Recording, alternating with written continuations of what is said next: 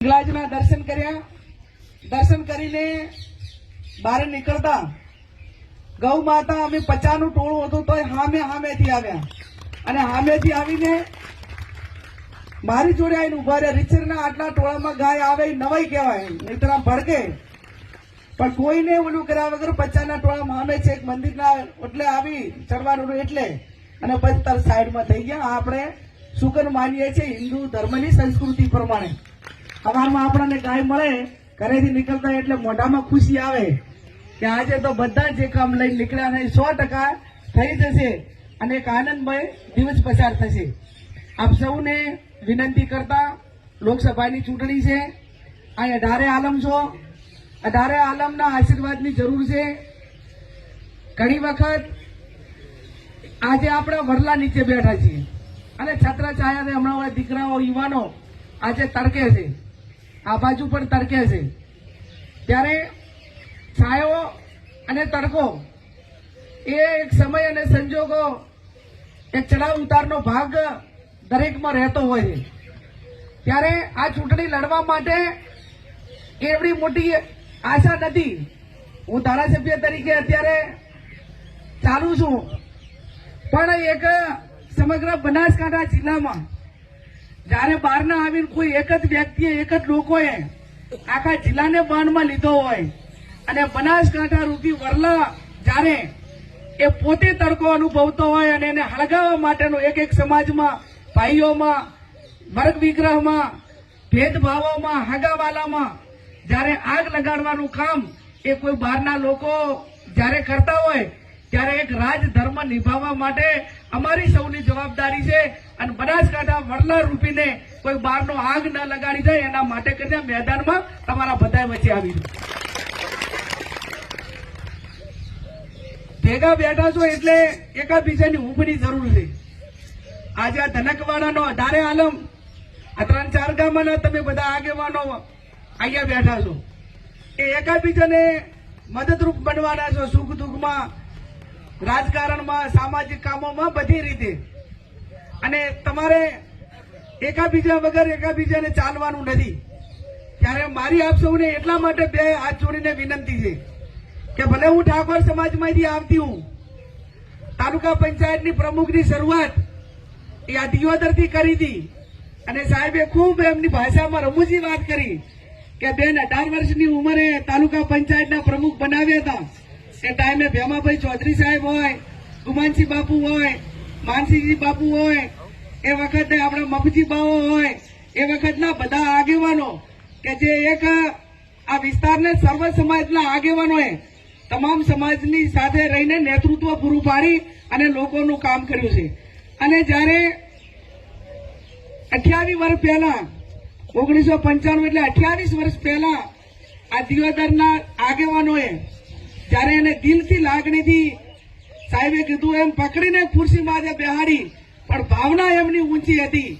કોઈકને હરપારનું લઈ લેવાનું હોય અને કોઈનું જૂઠું આવે ને તો એ લાંબો ટાઈમ ના ટકી ગયે, પણ લોકોએ, આગેવાનોએ, વડીલોએ આશીર્વાદ આલીને હાથ માથે મૂકીને બેહાડી એટલે ઘણી આશા અપેક્ષાઓ સાથે જવાબદારી સોંપી હતી ને જવાબદારી આગળ વધાવતા આપ સૌની વચ્ચે આ ચેક તાલુકા પંચાયત થી કરી, જિલ્લા પંચાયત થી કરી, વિધાનસભાથી કરી અને હવે આ લોકસભા એટલે એકી હાથે કઈ ડાયરેક્ટ લોકસભા નહીં, પણ આપણે ઓલા કે ને ભાઈ આપણી ભાષામાં ખડાતા એટલે સ્ટેપ બાય સ્ટેપ 28 વર્ષ થઈ ગયા છે।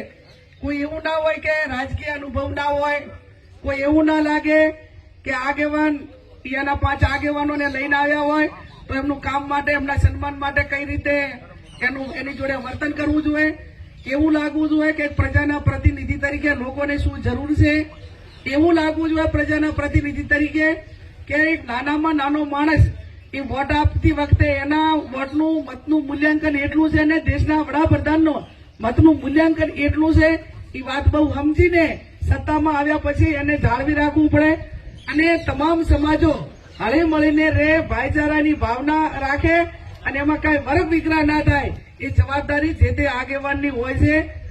ભાવ વિધાનસભામાં બીજી વખત જીતીશું, પણ કોઈ તમને એવી ફરિયાદ નહીં કરી હોય કે જ્ઞાનીબેને કોઈ સમાજમાં વર્ગ વિગ્રહ કર્યો હોય। કે કોઈ સમાજમાં ક્યાંય નુકસાન કર્યું હોય, ત્યારે તમારી બેન તરીકે, દીકરી તરીકે આજે તમારે એટલી ચોક્કસ ખાતરી આપું છું કે તમારા આશીર્વાદથી લોકસભામાં જવાનું થાય તો તમને કોઈ એકાબીજા સમાજને ક્યાંય મન દુઃખ ન થાય, મારા વતી કે મારા સમાજ વતી એની 100% આપને હિંગળાજ માતાની સાક્ષી આપ સૌને ખાતરી આપું છું. મા વિધાનસભામાં મારું પિયર અબાસણા, એટલે અહીંયા તો હું મામેરું ભરવાનું કહું, પણ આ મારું મામેરું ના મગાય, આ મારે દુવારું માગવું પડે. અને એ પણ 2007માં 18 વર્ષ પહેલા દિયોદર તાલુકામાં કોતરવાડા હારું છે, એટલે તમને એમ ના કહ્યું કે મને જુવારું હાલો, એટલે ભાઈ મામેરું હાલો, એમ જુવારું માગવું પડે. અને 18 વર્ષ પછી હવે પરિપક્વ ઉંમર થયા પછી ભાઈએ ભાગ માંગવા માટે કરીને આવીશું. આપણી સંસ્કૃતિ, આપણી પ્રણાલિકા રહી છે કે ભાઈ ઉંમર થાય અને જુવારું નોખું માગે એટલે ભાઈએ ભાગ આલવો પડે. એટલે 18 વર્ષથી ભાગ માંગવા એ શું મજબૂતાઈથી ભાગ બધા આપશો ને?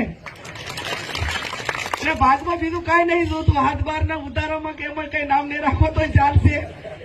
અને એ બધી તમારી બધાની કૃપા, એવડી મોટી કોઈ જરૂર પણ હોતી નથી, પણ એક દિલનો રિશ્તો. આજે ઠાકોર સમાજ એ 75 વર્ષમાં તમામ સમાજોને નાના મોટી તમામ ચૂંટણીઓમાં મદદ કરી છે. આજ તમે સામાજિક રીતે કે રાજકીય રીતે મદદ કરશો તો એ કાલે તમારું જમા રહેવાનું છે. અને જમા રહેવાનું છે ત્યારે ત્યાં ગમે એટલા વોટ આપો. આજ ધારો કે સાહેબ છે, ભરતસિંહજી છે, ભાઈ આપણા નરસિંહભાઈ છે, નાનજીભાઈ છે, બીકે સાહેબ છે, આ બધા તમામ સમાજના આપણા આગેવાનો છે. એટલે બેંકની અંદર આપણે કોઈ લોન લેવી હોય ને તો આપણે મુખ્ય ખેડૂતને જામીન આપવા પડે કે ભાઈ તમે ના ભરો તો તમારા જામીન કોણ? એટલે મારા જામીન આ બધા બેઠા એ, અને તમે બધા જે ઘેર નથી આવ્યા અને બીજા છે એના જામીન તમે થાજો, અને તમારા જામીન મારા નાના મોટા ટાપા માટે આ બેઠા. એમાં સીધું ટાપું પૂરું છે તો જામીનની જરૂર લગભગ નથી રાખી, પણ આપણે નિયમ પ્રમાણે જામીન આપવા પડે. એટલે આ વહીવટી પ્રક્રિયા પ્રમાણે આ શિવભાઈ સાહેબ ને આ બધા જ આગેવાનો તમારા બધાના જામીન છે. ત્યારે વિશેષ ના કહેતા 15મી તારીખે ફોર્મ ભરવાનું છે અને 7મી તારીખે મતદાન છે. શિવાભાઈએ કીધું એ પ્રમાણે જંગી મોટી રેલીના ભાગરૂપે જ્યાં ખેડૂતોના અધિકારો અને ખેડૂતોના પ્રશ્નો ઉકેલવા હોય તો એ ખેડૂત તરીકેની ભૂમિકા અદા કરવી પડે, થોડીક કષ્ટ લઈને પણ. મેં બાબર તાલુકામાં એમાં કીધું તો દરેક ગામમાંથી તમામ ખેડૂત આગેવાનો, આપણે બધા ખેડૂતો અને પશુપાલકો જ છે, અને બધા જ એ ગામો ગામથી એક બે ટ્રેક્ટર લઈને, ભાગડીઓ બાંધીને, ઢોલ લઈને ચેક બાબરથી કરીને ટ્રેક્ટર લઈને ફોર્મ ભરવા આવવાના છે.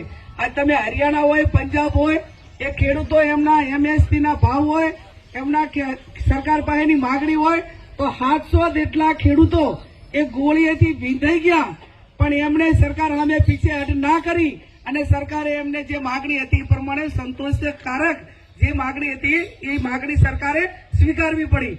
એમ હું પણ તમને વિનંતી કરું છું કે આવનાર સમયની અંદર ખેડૂતો માટે જો સત્તા પરિવર્તનની તમને જરૂર લાગતી હોય કે ભાવોનું હોય, ખાતર બિયારણની વાત હોય, તમારું માપણી જમીન માપણીની વાત હોય, તમારા ખેડૂતોને લગતા જે કઈ તમામ પ્રશ્નો હોય એનો ઉકેલ લાવવો હોય તો ખેડૂત થઈને એક દાડો અનકવાડાથી પાલનપુર ટ્રેક્ટરો લઈને આવજો તો આખું નેશનલ મીડિયા એની નોંધ લેશે અને ખબર પડશે કે આ બનાસકાંઠા જિલ્લો કોણ છે કે જે ખેડૂત પુત્રીએ ખેડૂત તરીકે ફોર્મ ભર્યું છે.